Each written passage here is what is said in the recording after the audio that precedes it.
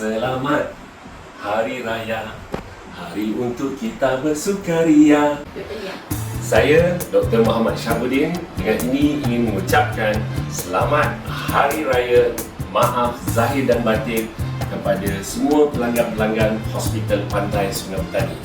Untuk kaki tangan hospital yang dapat bercuti pada kali ini, berhati-hati di jalan raya semasa pulang ke kampung masing-masing. Kepada semua penduduk bumi, Selamat Hari Raya Aidilfitri, maaf zahir dan batin. Di sini saya ingin mengucapkan Selamat Hari Raya Aidilfitri kepada semua. Semoga Aidilfitri ini membawa keceriaan dan kesihatan kepada anda dan sekeluarga. Selamat Hari Raya Aidilfitri, maaf zahir dan batin. Jaga diri anda semua untuk kesihatan bersama. Happy holiday dan enjoy di hari yang mulia ini.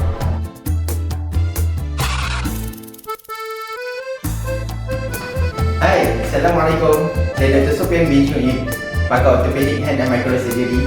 Saya ingin mengucapkan Selamat Hari Raya Aidilfitri, maaf zahir dan batin. Time raya ni kan, sonok-sonok juga. Tapi jangan lupa jaga diri hangpa, jari hangpa dan tangan hangpa. Bye! Selamat Hari Raya Aidilfitri. Semoga adik-adik sihat, selamat dan bahagia bersama keluarga di hari raya ini. Saya mengucapkan Selamat Hari Raya Maaf Zahir Batin. Semoga kita dapat menjaga keselamatan diri dan juga makanan kita.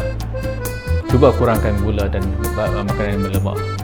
Selamat Hari Raya Maaf Zahir Batin kepada semua warga Pantai Hospital serta semua pesakit yang menerima rawatan di sini. Jaga diri dan semoga kemeriahan ini memberi penuh makna kepada kalian semua.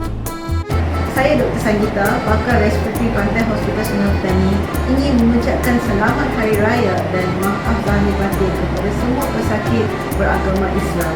Semoga tahun ini memberi kesihatan dan kehidupan yang lebih bermakna kepada semua. Selamat Hari Raya Aidilfitri, maaf zahir dan batin.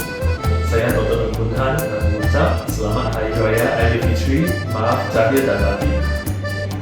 Selamat Hari Raya, maaf zahir dan batin. Hai, Assalamualaikum. Saya Dr. Nurhayati Kasim, pakar perbidanan dan sakit puan daripada Hospital Pantai Sungai Petani.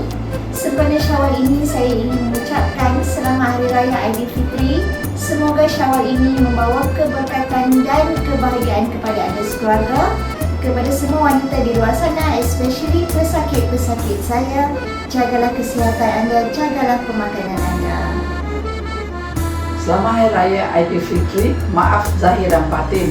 Bagi pihak Pantai Hospital Sungai Petani, kami berharap raya pada tahun ini akan membawa lebih kegembiraan dan makna kepada anda semua. Selamat Hari Raya, maaf zahir dan batin. Semoga sihat selalu. Ingat pandu selamat bila balik kampung.